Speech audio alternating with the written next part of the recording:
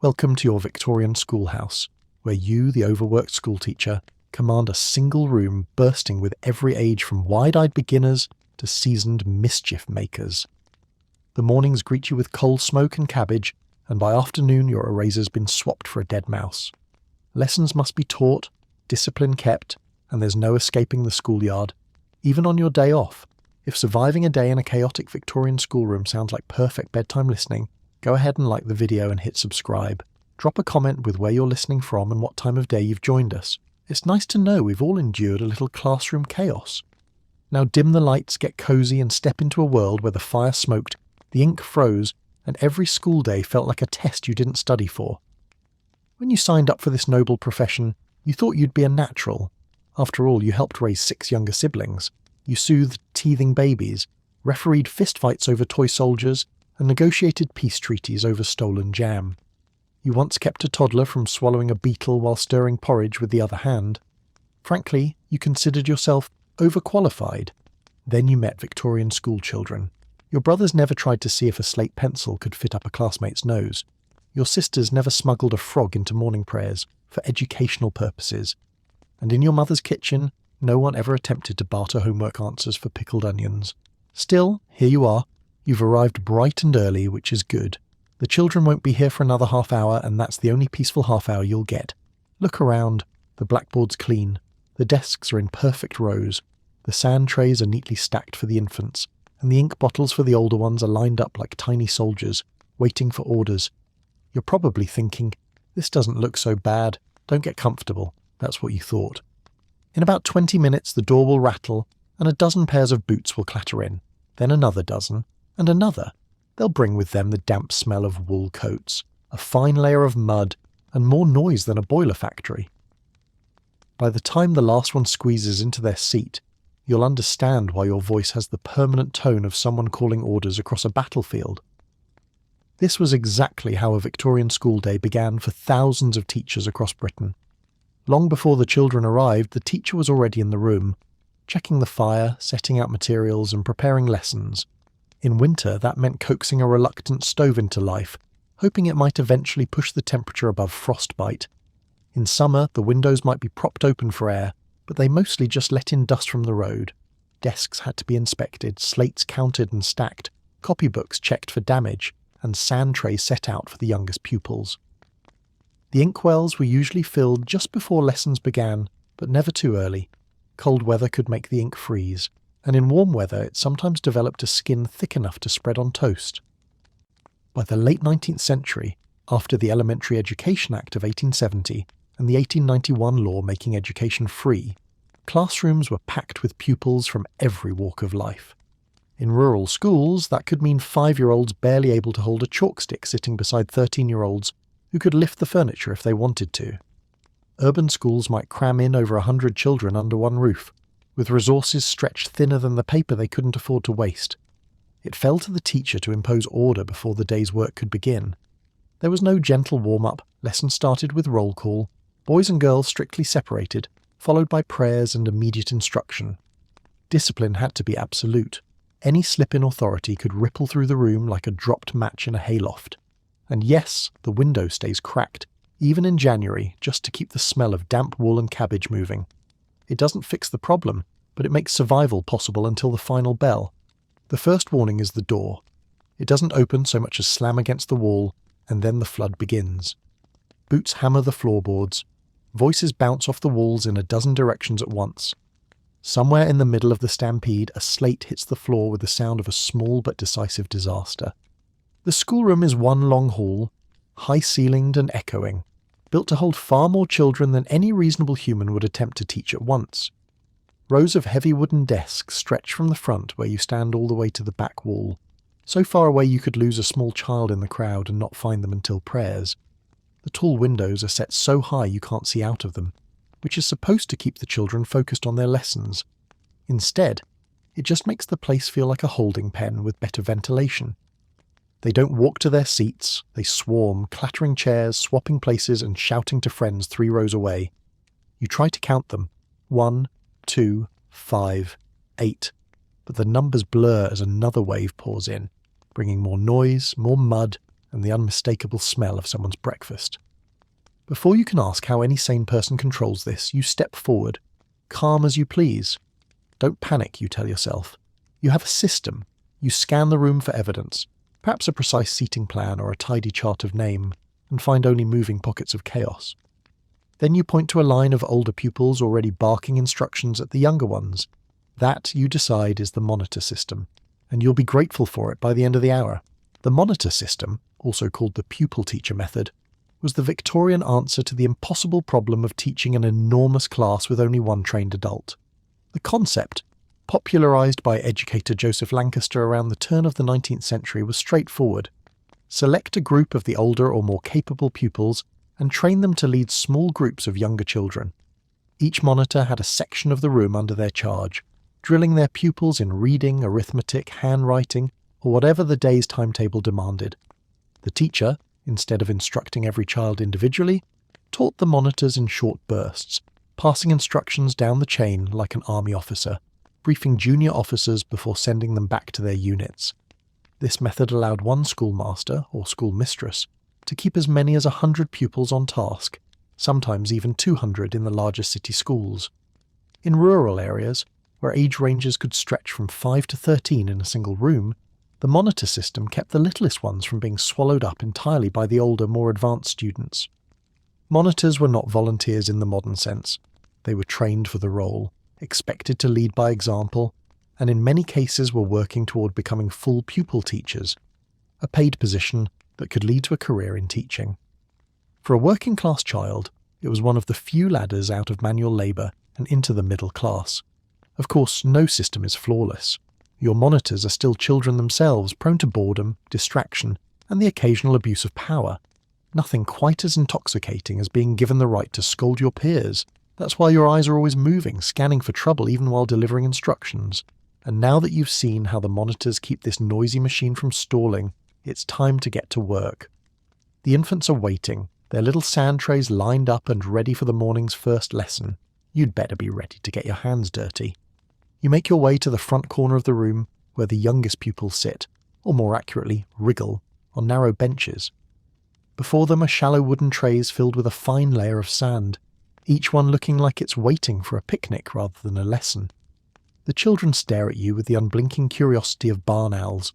This is where you'll start. A small boy immediately plunges both hands into his tray and begins sculpting what appears to be a crude fortress. Beside him, a girl uses her fingertip to carve an elaborate pattern that could be the letter O, or could be the opening stages of a cat's whiskers. You remind yourself they're supposed to be learning letters. Supposed to be. The sand trays are cheaper than paper and far kinder on your nerves than handing 5-year-olds ink pens. With a fingertip, they can trace each letter, copy it from the blackboard, smooth the sand, and try again. No waste, no smudges, and nothing to sharpen except their attention, which, as you'll soon discover, tends to wander faster than a stray dog if you don't keep them moving. In the Victorian classroom, sand trays were an essential tool for teaching the youngest pupils to write. Paper was expensive, and copybooks were saved for older children with steadier hands. Sand offered an infinitely reusable surface. Pupils could form letters with their finger or a small stick, then erase mistakes instantly with a quick sweep of the hand. Once the children mastered their letters in sand, they graduated to slates, small framed pieces of slate stone written on with slate pencils. Slates were cheap, reusable, and practical for arithmetic or handwriting drills, though they were never entirely free from mischief. They could be wiped clean in an instant with a damp cloth, or, more often, with a quick lick and a sleeve. This made them both efficient and perilously easy to erase accidentally, whether by elbow accident or intent. The practice of moving from sand to slate to ink ensured that pupils developed both the fine motor skills and the accuracy needed for copybooks and penwork. It was a slow, deliberate progression designed to minimize waste while still producing neat, legible writing, at least in theory. But as you'll quickly learn, whether it's a sand tray or a slate, the greatest hazard is not the tool itself, it's the child holding it. And in the back of the room, the older pupils are about to get their turn with ink, and you, unfortunately, will be standing close enough to see exactly how wrong that can go. The first sign that something is wrong is the whispering. Whispering in a Victorian classroom is never innocent. It's the soundtrack of conspiracy. You follow the ripple of stifled giggles toward the back row, where two boys are hunched together in the universal posture of children hiding something they shouldn't have.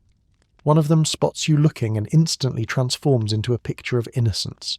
Back straight, eyes wide, hands folded on his desk like he's posing for a moral instruction poster. The other, slower to catch on, is still mid-crime. A small squirming bundle is being eased out of his coat pocket, with all the subtlety of a burglar in church. It's a frog. Not a dead frog, not a preserved specimen from a science lesson. A very alive, very wriggly frog. Before you can open your mouth, the creature makes its bid for freedom. It launches from his hands, hits the desk, and then begins a spectacular tour of the classroom, leaping from desktop to desktop like it's training for some amphibian steeplechase. The room erupts. A girl screams and stands on her chair. Another tries to scoop the frog into her pinafore, declaring loudly that it's for science. A boy in the front row grabs his cap and dives for it like he's fielding in a cricket match. Two others start cheering the frog on, as if it's representing the school in the Olympics.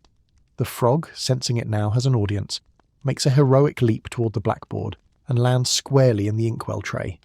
Half the class gasps, the other half applauds, and through it all you hear my voice, steady, unhurried, and just loud enough to slice through the bedlam.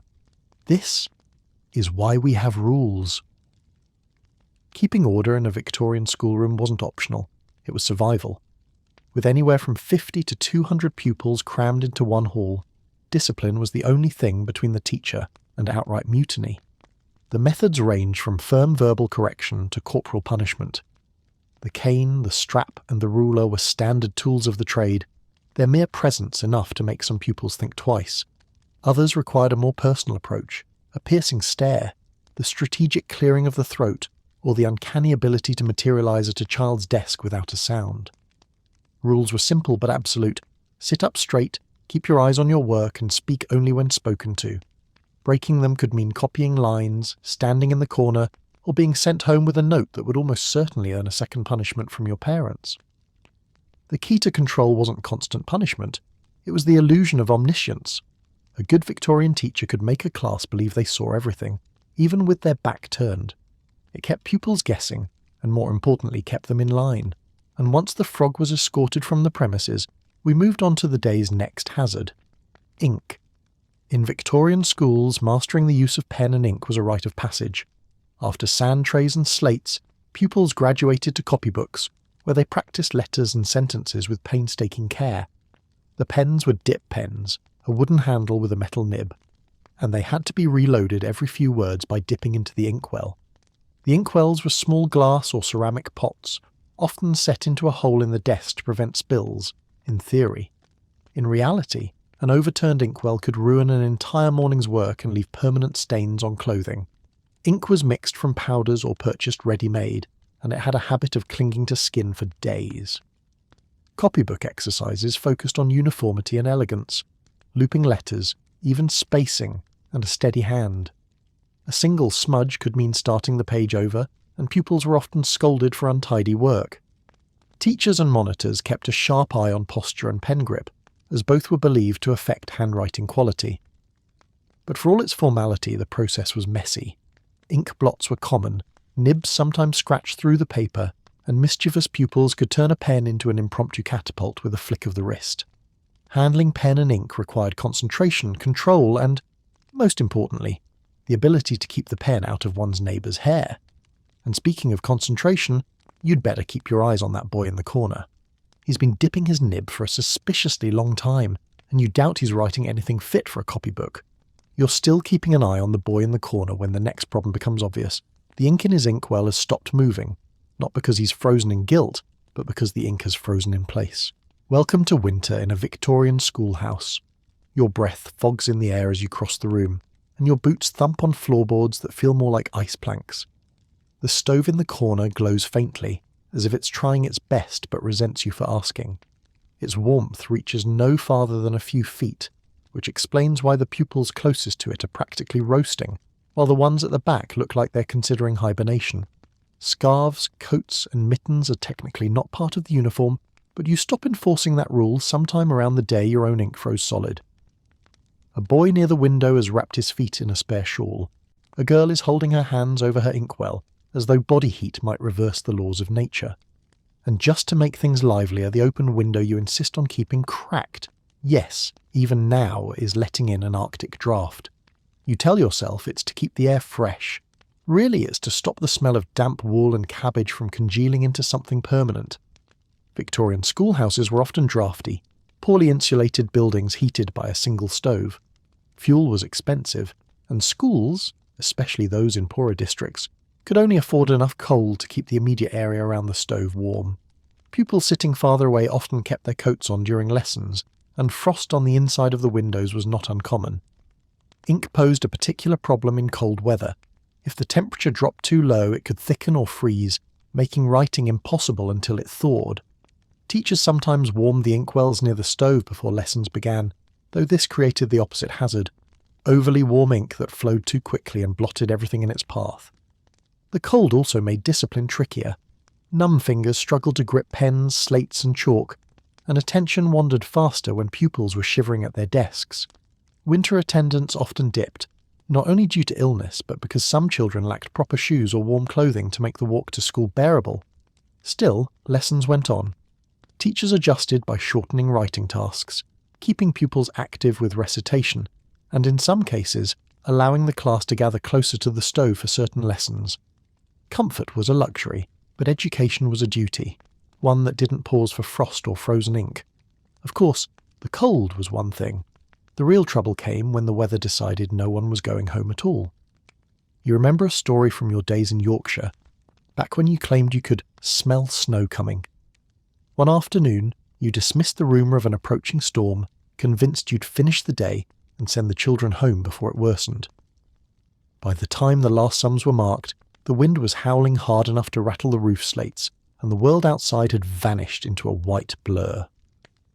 It's quickly decided no one is walking home in that. The nearest cottages are a mile away, and the snow is already waist-deep in places. So you bolt the door, stoke the stove until it roars, and turn the classroom into a dormitory. You pull whatever's at hand, crusts of bread from lunch pails, a jar of treacle, and a single apple that you ceremoniously divide into 24 slices. You spread the pupils out on benches and desks, wrap the littlest ones in your own shawls, and lead a round of singing to keep their spirits up over the howling wind.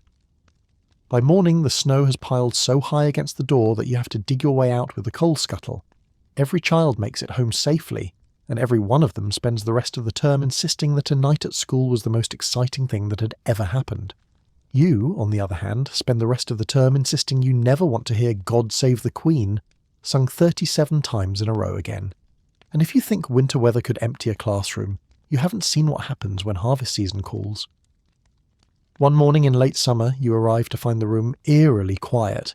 Not the before lessons begin quiet, but the is this a bank holiday I didn't know about kind. A handful of pupils are sitting dutifully at their desks, but the rest, gone. Not to another school, not homesick, they're out in the fields. And not just the older boys. Girls, younger brothers, even the tiny 5-year-old who still can't tie his own boots have all been claimed by the season. When the wheat and barley are ready, families can't afford to lose the extra hands. School becomes a distant afterthought, wedged somewhere between milking the cows and stacking the hay. You start the lesson anyway, because that's what teachers do. But with half the class missing, it feels more like a private tutoring session with the leftovers. In rural Victorian Britain, school attendance often fluctuated with the agricultural calendar. While the 1870 Elementary Education Act and later laws made schooling compulsory, enforcement was inconsistent, especially in farming communities where every pair of hands mattered during planting or harvest. Children were routinely kept home, or taken out of school altogether, to help with field work. Harvesting wheat, barley, and oats required intensive labour over a short period, and even young children could be tasked with carrying water, fetching tools, scaring birds from crops, or gleaning leftover grain after the main harvest was gathered. Some schools adjusted their schedules to accommodate the farming year, closing for harvest holidays that could last several weeks. Others soldiered on with smaller classes, knowing full well that attendance would only rebound when the fields were cleared and the work was done. For teachers, it was a frustrating but unavoidable fact of life. Rural education was forever at the mercy of the seasons. Lessons had to be repeated for returning pupils, progress slowed, and the rhythm of the school year bent around the needs of the farm. And if you think missing pupils are hard to manage, just wait until you see what happens when they all come back at once, sunburned, tired, and with more energy for mischief than their lessons. The first day after harvest is not so much a reunion as a jailbreak in reverse. They trickle in at first, one or two sheepishly shuffling through the door, then the rest arrive in a stampede, boots still dusted with chaff, faces browned by the sun, an energy level somewhere between excited puppy and barnyard stampede. You've never seen so many elbows in the air at once. The noise is immediate and relentless. Everyone is talking over everyone else, desperate to share tales from the fields. Who saw a fox? Who got stung by a wasp? Who claims they caught a rabbit with their bare hands? Doubtful. At least 3 pupils arrive clutching odd souvenirs, a suspiciously large feather, a piece of twine, and something that looks unsettlingly like a dried mole. You try to begin the lesson, but it's like reading aloud during a market day. Someone at the back has started plaiting straw into an elaborate rope. Another is testing the structural limits of their desk by seeing how much weight it can hold before the lid collapses. And then there's the boy who, after weeks outdoors, now finds sitting still for more than 30 seconds physically impossible. Post-harvest returns were a challenge for Victorian teachers, particularly in rural schools. Children came back physically strong from weeks of outdoor labour, but mentally far from their school routine. Concentration was short, tempers were quick, and the discipline carefully built before harvest often needed to be re-established from scratch. The work they'd been doing varied by age and strength. Older boys might have helped with reaping, carting and threshing, while younger children assisted with gleaning or minding livestock. While these tasks built stamina and responsibility, they did little to reinforce academic skills. Many returned having forgotten their place in arithmetic, lost their neat handwriting, and, in the case of the youngest, regressed in reading altogether. Teachers often had to repeat several weeks' worth of lessons to get everyone back on track, a process made harder by the pent-up energy pupils brought with them.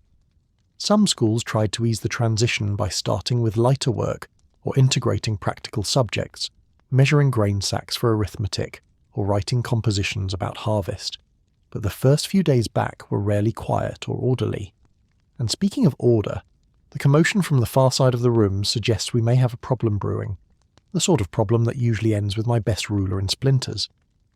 You follow my gaze to the far side of the room, where 2 boys are locked in a silent standoff over something clutched in one set of grubby hands. They're leaning across their desks, faces inches apart, each glaring at the other like 2 rival generals about to charge. It's hard to tell what the object is at first. A stolen pen? A cherished marble? No. As the light catches it, you realise it's my ruler. My favourite ruler, the one with the straight edge that's never been chewed, bent or used to squash a beetle. The tension in the air is thick enough to slice, if only you still had the ruler. Then, without warning, one boy lunges, the other yanks back. There's a sharp crack, the sound of wood splintering in 2, followed by a silence so complete you can hear the chalk squeak on the far side of the room. The boy holding the larger piece raises it in victory, grinning as if he's just been crowned King of England. His rival stares at the smaller piece in his hand, calculating whether to throw it, stab with it, or weep into it. Before he can decide, his eyes slide to the coal scuttle by the stove, and you watch him slowly curl his fingers around its handle. The rest of the class is frozen in that perfect spectator's hush, the kind that comes right before chaos breaks out in earnest. You can feel it too, the almost audible click of the moment tipping over into complete bedlam. You step forward, cutting through the tension like a blade. "Gentlemen," you say in the sort of voice that promises unpleasantness if they take another step. Both freeze. One drops the coal scuttle handle, the other tries to hide the ruler halves behind his back, as if you haven't been watching this unfold for the past 2 minutes. Meanwhile, you're already edging toward the door in your mind, wondering if it's too late to reconsider this whole teaching business entirely. Discipline in Victorian schools was as much about prevention as correction. In an era when large class sizes and minimal adult supervision were the norm, swift and visible consequences were considered the best deterrent. Physical punishments, the cane, the strap, and yes, the ruler, were commonly used, though their severity varied from teacher to teacher. For less severe offences, public humiliation was the weapon of choice. A child might be made to copy lines until their hand cramped, stand in a corner facing the wall, or, in earlier decades, wear the infamous dunce cap. By the late Victorian period, the cap had begun to fall out of favour, but the principle of making an example of troublemakers remained firmly intact. Incidents like this, sudden flare-ups over property, pride, or some small prize, were more than simple disruptions. If allowed to drag on, they risked undermining the teacher's authority in front of the entire class. A swift resolution wasn't just about peace in the moment. It was about keeping the rest of the pupils convinced that the teacher was always in control, no matter the provocation. As for today's offenders, I've assigned them to sweep the schoolroom after lessons, and since one of them seems to have such an attachment to my ruler, I'll be letting him measure every desk leg in the room twice, to ensure they are perfectly aligned. After the ruler incident, you're ready for a quiet moment, maybe even a civilized one. Unfortunately, it's lunchtime. The first sign of the coming storm is the sound of lids being prized off tin pails. Then comes the smell, a collision of meat pies, pickled onions, and something you can only describe as enthusiastically boiled. In the corner, a boy is unwrapping a bundle of bread and cheese that looks as if it was sat on during morning chores. Across from him, a girl proudly produces a slab of cold suet pudding the size of a brick, and sets about it with the determination of a prize fighter. One child has brought what appears to be yesterday's leftover cabbage, and the aroma hits the back of your throat like a challenge. Another is gnawing at a heel of bread so hard it could double as a weapon in the next back row dispute.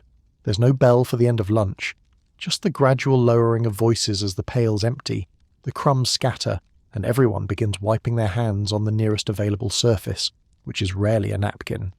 You make a mental note to sit upwind tomorrow. In Victorian schools, lunches were typically brought from home, carried in tin pails, cloth wraps, or even simple pockets. What children ate depended heavily on family means. Rural pupils might have bread, cheese, cold meat, or seasonal fruit, while those from poorer households often made do with bread spread with dripping, a slice of cold potato, or nothing at all. There were no official school meal programs in the early Victorian era. If children were to be fed at school, it was generally through charitable organisations or church-run initiatives, which sometimes provided soup or bread to the poorest pupils. By the late 19th century, concerns about malnutrition and its impact on learning led to the beginnings of municipal school meal schemes, though these were far from universal. Food hygiene was an afterthought. Meals were eaten at desks, crumbs collected in inkwell holes, and food was shared freely, which meant colds, coughs, and other ailments spread with impressive efficiency. For many pupils, lunch was as much a social event as a necessity, a chance to swap, barter, and in some cases quietly dispose of the less appetising contents of their pails. And if you think lunchtime smells are bad, just wait until we light the stove to reheat a cabbage pie on a damp day. The aroma alone could drive the best-behaved class into full rebellion. You think you've survived the worst of the lunch hour, until someone decides to reheat a cabbage pie on the stove. It starts innocently enough, a small hiss, the faint aroma of pastry. Then, without warning, the scent of boiled cabbage expands like a fog across the room, seeping into every corner, every desk, every woolen sleeve. You can almost see it, a slow-moving cloud of vegetable determination. The pupils don't seem to mind, or in fact several lean in appreciatively, but for you it's a sensory ambush. The warmth from the stove only intensifies it, blending with the ever-present perfume of damp wool, coal smoke, ink, and the faintly sour tang of wet boots drying by the hearth. Somewhere under it all lurks the ghost of last week's fish dinner, lingering in the cracks between the floorboards like a tenant who's forgotten to move out. By the time the pie is gone, the damage is done. Your coat will carry this scent home with you, where it will greet you at the door tomorrow morning, having decided it lives here now. Victorian schoolhouses were not celebrated for their freshness. Poor ventilation, crowded conditions, and coal-fired stoves created a blend of smells that could range from faintly musty to actively challenging. In winter, the situation worsened. Wet clothing was hung near the stove to dry, releasing a distinctive aroma that mingled with the smell of heated ink, chalk dust, and whatever the pupils had brought for lunch. Cabbage, onions, salted fish, and suet puddings were common offenders, and once those scents permeated the wool uniforms, they were almost impossible to shift. Many schools kept windows closed for warmth, which trapped the air, but some teachers insisted on cracking one open, even in the coldest months, to prevent the atmosphere from becoming too oppressive. The open window advocates argued it was essential for health, The rest simply tried not to sit downwind. It was all part of the sensory education of the era. Alongside reading, writing, and arithmetic, every Victorian child could identify the unmistakable smell of a full classroom on a damp day. And every teacher knew the truth. It wasn't the lessons that stayed with you for life, it was the smell. Once the cabbage fog has settled, which frankly might take until spring, it's time for the daily cleaning ritual. You call it a ritual because it has all the ceremony and none of the actual effectiveness. You hand out brooms to the older pupils, knowing full well they'll treat them less like cleaning tools and more like parade rifles. Within minutes, two are sweeping in perfect unison. One is fencing with a desk leg and another has given up entirely to draw patterns in the dust. The younger children are on wiping duty. They attack the slates and desktops with wet rags, leaving behind a series of damp streaks that smell faintly of soap and very strongly of whatever was on the rag before. Someone manages to knock over the coal scuttle, scattering black lumps across the floor like marbles. A boy in the corner tries to sweep them up but ends up playing a game of kick it under the desk. By the time you call enough, the air is thick with dust, chalk, and the kind of optimism that only comes from believing you've made progress when you haven't. Victorian schools rarely had dedicated janitors, especially in rural or working-class districts. Cleaning duties often fell to the teacher, older pupils, or hired help who came in once or twice a week. Daily tidying was usually done by the children themselves, either as part of their instruction in discipline, or simply because there was no one else to do it. The tools were basic: brooms, rags, coal scuttles, and sometimes a bucket of water for mopping. But with crowded conditions, open fireplaces and dusty chalk, the schoolroom rarely stayed clean for long. Coal dust settled on every surface. Ink splatters stained desks, and the smell of damp clothing lingered despite the most determined scrubbing. Some schools considered cleaning a character-building exercise, teaching children to care for their environment and work cooperatively. Others saw it as an unavoidable necessity, carried out as quickly as possible so lessons could resume. In either case, the results were often more symbolic than sanitary. And tomorrow, of course, we'll do it all again, because in a Victorian schoolhouse, cleanliness is less a state of being and more a recurring rumour. After the final desk has been wiped, or rather dampened, and the last pupil has clattered out the door, you take a deep breath. The schoolroom is quiet at last. The sun is low, the stove is still radiating its tired warmth, and for a brief precious moment you think about nothing at all. Then you remember, you live here. The teacher's accommodation in a Victorian school is a generous term for what is essentially a room attached to the back of the schoolhouse. Sometimes upstairs, sometimes wedged in like an afterthought. If you're lucky, it has a small fireplace. If you're less lucky, it has a draught that could extinguish a candle from across the room. You open the door to your quarters. The familiar smell greets you. Part coal dust, part ink, part cabbage pie that somehow followed you home from lunch. The bed is narrow, the mattress stuffed with whatever material was cheapest that year, and the blanket has the texture of something woven specifically to discourage comfort. Your kitchen is a small table with a kettle, a cup, and, if you're living extravagantly, a tin of tea. Cooking is minimal. Tea, bread, maybe a bit of cheese if you remembered to buy it in the village. In the corner, a cracked jug and basin serve as your washstand, the water icy in winter and tepid at best in summer. Outside your thin wall, you can still hear the echo of the schoolroom settling, the creak of the floorboards cooling, the faint rattle of the windows in the wind. You tell yourself it's peaceful. You tell yourself it's convenient. Mostly you tell yourself this because there's nowhere else to go. In rural and small-town Victorian Britain, it was common for teachers to live in accommodations attached to the school, or provided nearby by the school board or local parish.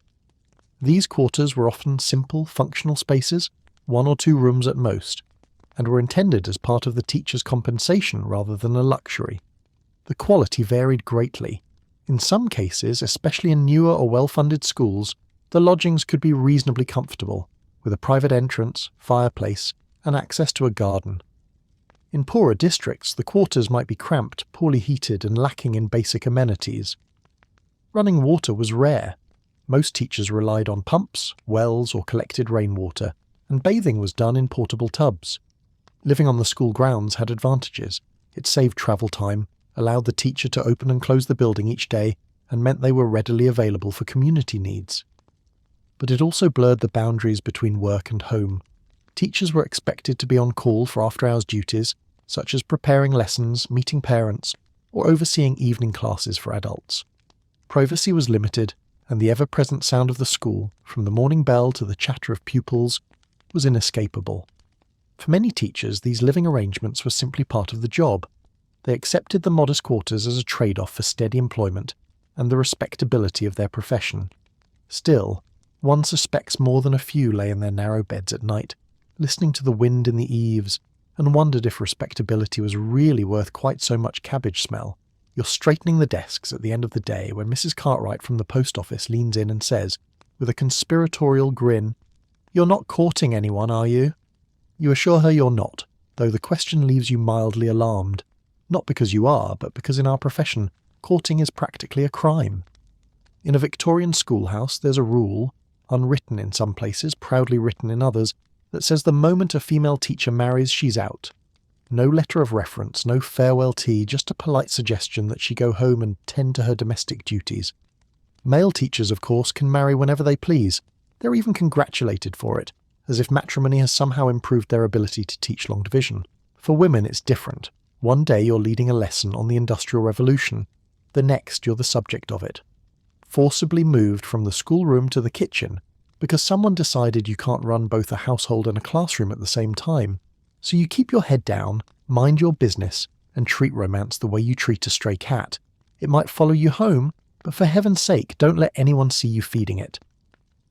In the Victorian era, teaching was one of the few respectable professions open to middle-class women, but it came with restrictions. One of the most significant was the marriage bar, a policy, sometimes formal, sometimes informal, that required female teachers to resign upon marrying. The rationale was twofold. First, the prevailing belief that a married woman's proper role was in the home, supporting her husband and raising children, and second, the notion that single women needed the income more.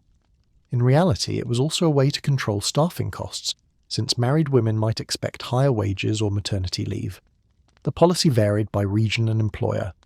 Rural schools, often desperate for staff, sometimes ignored it if a teacher was particularly skilled or if replacements were scarce. In urban districts with a surplus of applicants, it was enforced rigidly. Male teachers were not only exempt but sometimes encouraged to marry, as it was thought to increase their maturity and stability. Widows could occasionally return to teaching, though they might face social stigma for working after marriage. By the late 19th century, debates about the fairness of the marriage bar began to appear in newspapers and teacher associations, but the practice persisted well into the early 20th century in many areas. For women in Victorian schools, the unspoken truth was simple. If you wanted to keep your job, you often had to remain single, or become very, very good at keeping a secret. People often ask how one becomes a teacher, as though it's a secret society with a password and a handshake. The truth, it's less about handshakes, and more about surviving a gauntlet of examinations, observation, and the slow erosion of your handwriting until it resembles a spider's bad day. For many of us, it starts young, as a pupil teacher. This means you're still in school yourself, but also teaching the younger children, balancing your own lessons with theirs. Your reward? Long hours, low pay, and the constant suspicion that you're just making it up as you go. Then come the training colleges, where your days are divided between lectures, practice teaching, and learning to keep your voice steady while 20 small faces stare at you like they're sizing you up for sport. You study everything from arithmetic to scripture, from penmanship to the fine art of marking without smudging your cuffs. By the time you qualify, you can recite multiplication tables in your sleep, draw a perfect map of the British Empire in chalk, and detect the sound of ink being flicked across the room from 50 paces. Congratulations, you're ready. Whether you're ready for them is another matter entirely. In the Victorian era, teacher training varied according to location, funding, and social class. Many began as pupil teachers, a system introduced in the mid-19th century where older pupils, typically aged 13 to 18, were apprenticed to a schoolmaster or schoolmistress. They taught younger children under supervision while continuing their own studies, often attending special classes in the evenings or on weekends. After this apprenticeship, prospective teachers could attend training colleges, institutions established to provide more formal education. These colleges, often run by church organisations, offered courses in academic subjects, pedagogy and moral instruction. Training could last 1 to 2 years, and culminated in examinations set by the education department. Subjects of study reflected the priorities of the time: reading, writing, arithmetic, grammar, history, geography, scripture, and needlework for women. Discipline, moral guidance, and the physical arrangement of the classroom were considered just as important as academic knowledge. Not all teachers attended training colleges. Some were appointed based on experience alone, particularly in rural areas with few qualified applicants. Others attended short-term courses or were trained on the job. Standards improved gradually over the century, especially after the 1870 Elementary Education Act increased the demand for qualified staff. By the end of the Victorian period, a fully trained teacher was expected to combine academic skill, moral integrity, and an almost supernatural ability to control a room full of children, all for wages that rarely match the effort. The day begins long before the pupils arrive, which is cruel, considering they're the reason you're awake in the first place. You drag yourself out of bed while it's still dark. The room's so cold you're briefly convinced someone replaced your blanket with a sheet of ice. Dressing is done at record speed, partly for efficiency, mostly to prevent frostbite. The schoolroom greets you with yesterday's smell, coal dust, chalk, and that faint lingering hint of cabbage pie that apparently has a half-life. The stove sits cold and uncooperative, so you coax it to life with a mixture of skill, persuasion, and threats. Until it's warm enough to stand near without risking hypothermia, you keep your coat on and your breath visible. Then there's the blackboard to wipe, slates to stack, inkwells to fill, and any mysterious puddles on the floor to deal with.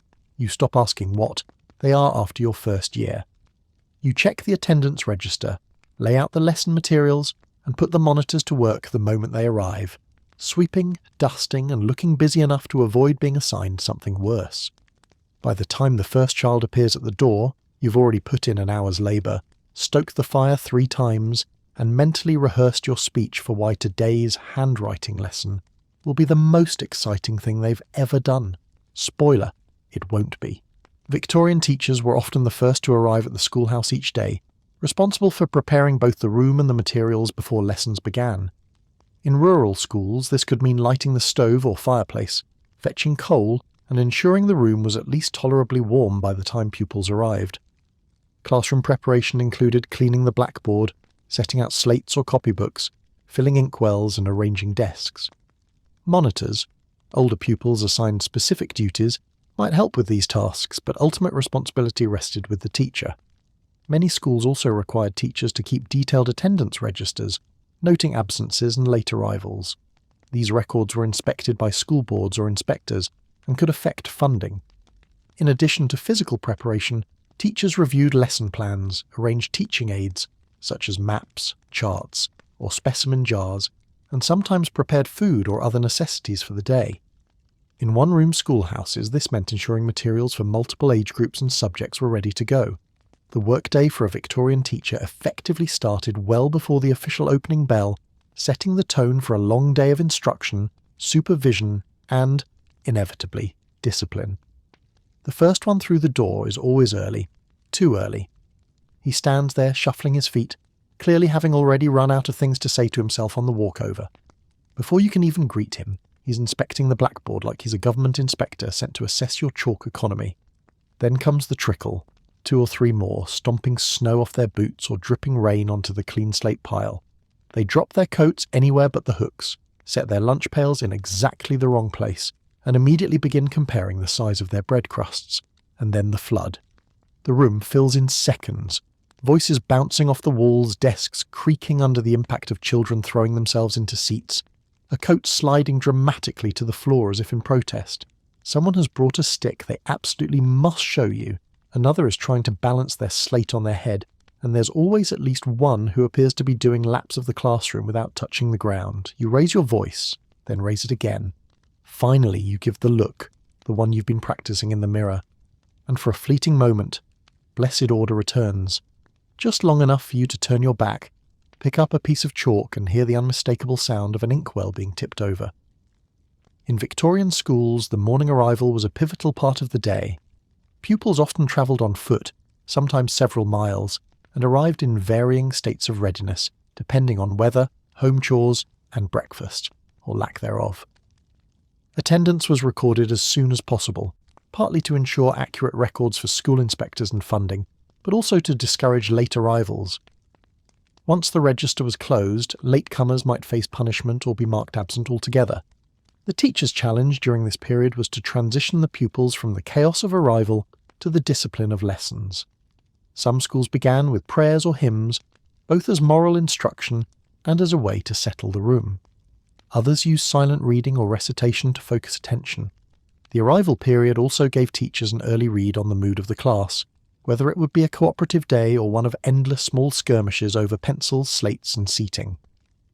In a one-room schoolhouse, managing that shift from disorder to readiness was both an art and a necessity, and now that they're seated, quiet and staring up at you with wide, expectant eyes, it's time to begin, which is, of course, exactly when you realise you've left the map of the British Empire in the storeroom, and the key is in the coat you definitely forgot to bring in from your quarters. Teaching in a Victorian schoolhouse is a bit like hosting a dinner party, where half your guests are toddlers, a few are teenagers, and one suspiciously large guest turns out to be a 14-year-old who still hasn't mastered his times tables. Instead of grades, you have standards, a polite way of saying, let's see if you can survive this year without me tearing my hair out. The pupils all sit together, but they're scattered across standards 1 through 6 like mismatched socks. In one corner, you've got a 6-year-old carefully sounding out cat. 2 rows back, a boy twice her size is working out the acreage of a hypothetical field he will never own. The real excitement comes when a pupil passes out of school, not fainting, though that does happen, but passing the exam that says they're done. One day they're here, hunched over a slate.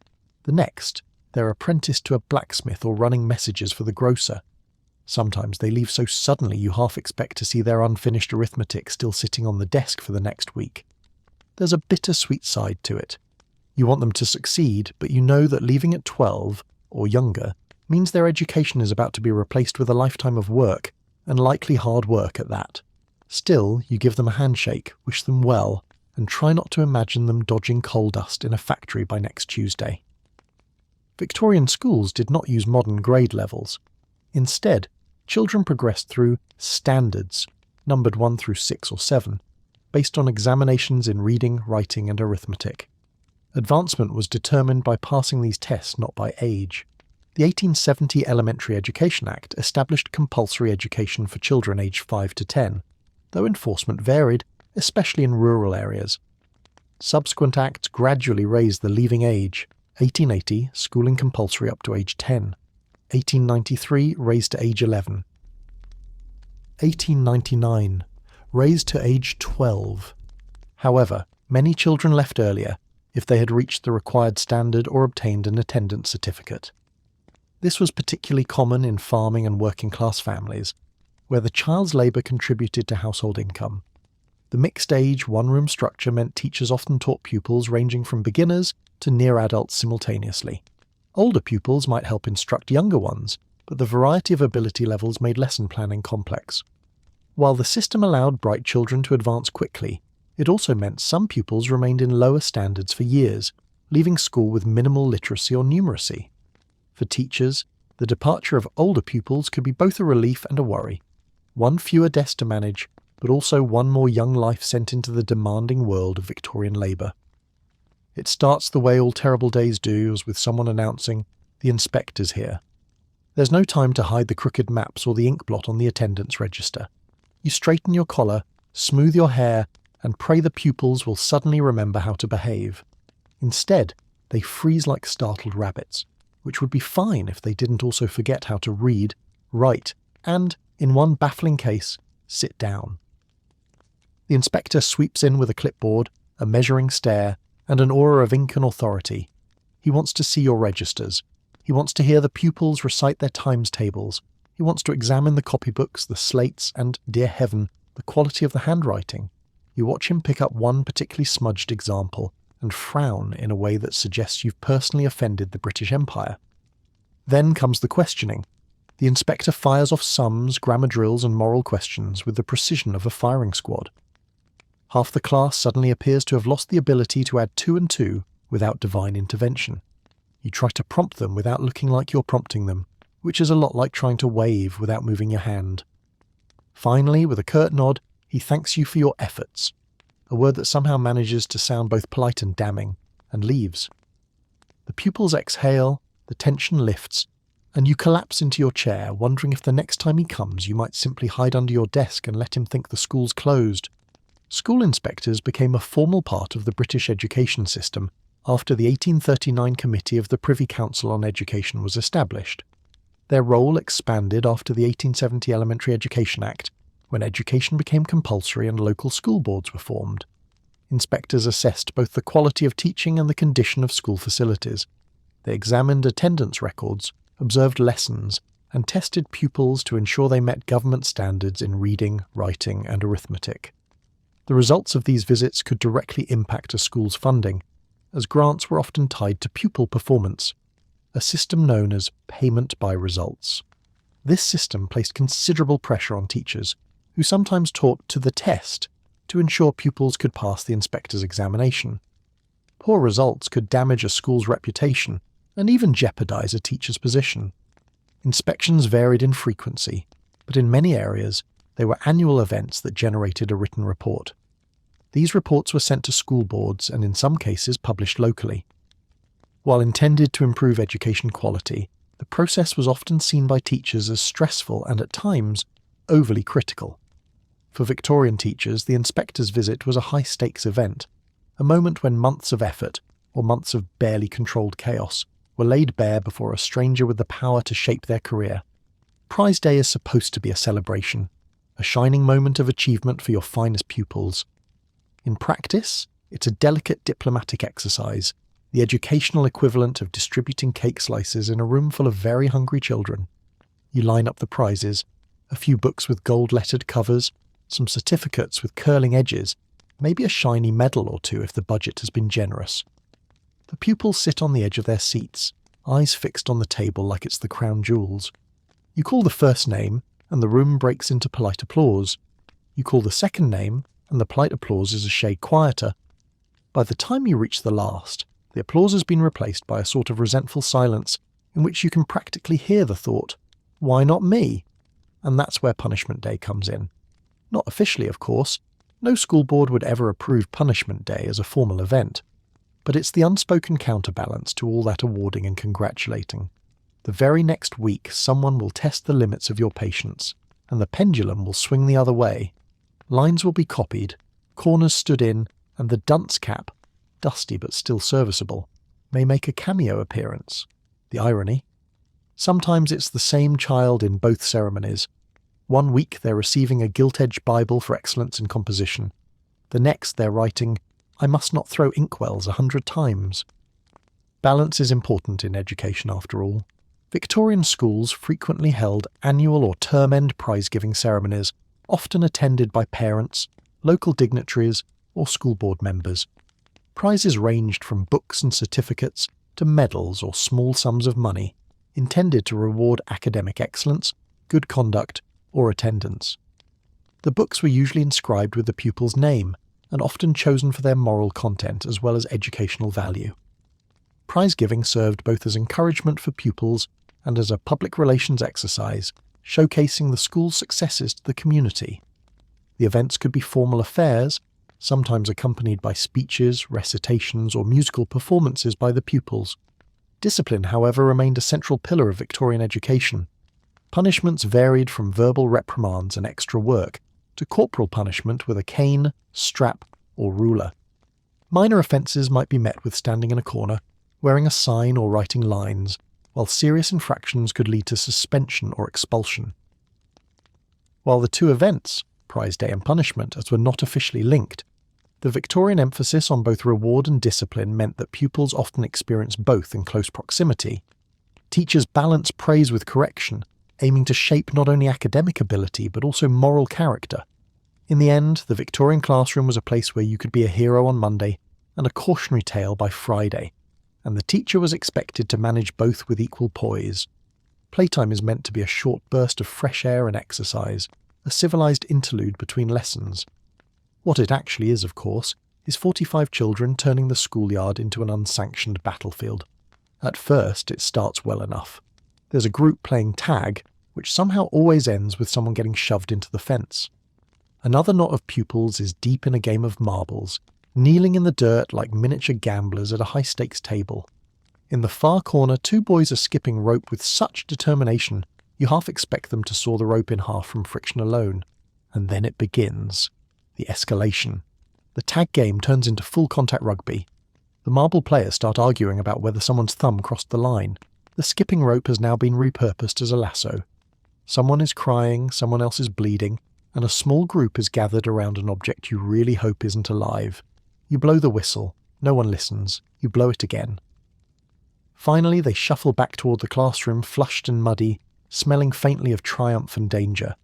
You mentally add playground first aid to your list of skills, right after ink stain removal and detective work for missing slates. Victorian schoolyards varied from large open fields in rural areas to cramped paved spaces in city schools. Playtime or recess was considered important for children's health and socialization, though supervision was often minimal. Popular games included tag, various versions, sometimes with elaborate rules, marbles, often played for keeps, skipping rope for girls, sometimes involving rhymes or chants, leapfrog and hopscotch, hoop rolling, using a stick to keep a wooden or metal hoop moving, rounders, a precursor to baseball. While these games encouraged physical activity, they also carried risks. Playground injuries, scraped knees, split lips, sprains, were common. More serious accidents, such as broken bones, occasionally occurred, especially when games became rough or improvised equipment was used. Teachers were often responsible for basic first aid, which might involve cleaning wounds with cold water, applying a cloth bandage, and sending the child back to lessons. In some schools, older pupils acted as monitors to help maintain order, though their methods could be creative. Despite the hazards, playground games were an essential part of Victorian school life, offering a release from the strict discipline of the classroom and fostering camaraderie among pupils. For teachers, however, the return from playtime was often the most challenging part, reining in a group of children who had just spent 15 minutes learning how much fun chaos could be. The last week of term is less about teaching and more about strategic survival. The pupils know it, you know it, the chalkboard knows it. Lessons start off with the best of intentions, but attention spans are already packing for the holiday. Arithmetic questions are answered with wild guesses, handwriting exercises look suspiciously like doodles, and reading aloud turns into dramatic reinterpretations of the text. The older pupils have taken to staring out the window as if sheer willpower might make the bell ring early. Supplies begin to disappear in mysterious ways. Sticks of chalk go missing in pockets. Slates vanish, only to reappear weeks later, carved with initials. The ink monitor somehow forgets to refill the inkwells. Lunch breaks stretch just a little longer each day, and your usual disciplinary look has lost some of its sting. It's hard to threaten detention when the holidays are 2 days away. On the final afternoon, the room buzzes with barely contained energy. Coats are collected, goodbyes are shouted rather than spoken, and someone inevitably leaves behind a shoe. You wave them off, close the door, and take a moment to enjoy the silence, before remembering you still have to mark every single exercise book they've handed in at the last possible second. The Victorian school year varied depending on location and the needs of the community. Rural schools often timed holidays around agricultural cycles, giving children time off for planting or harvest. Urban schools followed more fixed terms with breaks at Christmas, Easter and summer. The end of term was frequently marked by a less formal atmosphere. Some schools organised special events such as recitations, musical performances or prize-giving ceremonies. Others simply eased the workload in the final days, focusing on review, crafts or moral lessons. For teachers, the end of term was both a relief and a challenge. It offered a break from daily responsibilities, but also meant a flurry of last-minute administrative work, updating registers, marking work, preparing reports, and sometimes cleaning or arranging the classroom for the next term. In communities where school was closely tied to the church or local authorities, the end of term might also involve public events, such as church services or school exhibitions, to showcase pupils' progress. These occasions could be a source of pride or quiet dread for teachers, depending on how well the term had gone. No matter the location, the final days before a break carried a universal truth.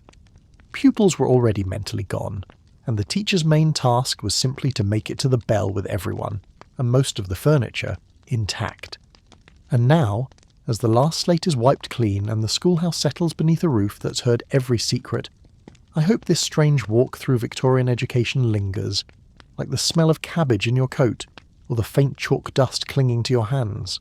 You've braved frog-smuggling pupils, coal-scuttle duels and handwriting lessons that tested both patience and posture. But now it's time to rest. The ink has dried, the desks stand empty, and for tonight the noise has gone quiet. If you're still awake, congratulations. You've survived another chaotic day in the schoolroom. Hit subscribe so we can ring the bell on another strange corner of the past tomorrow night. And as you drift, the soft crackle of the fire will carry you deeper, far from the clatter of slates and into sleep.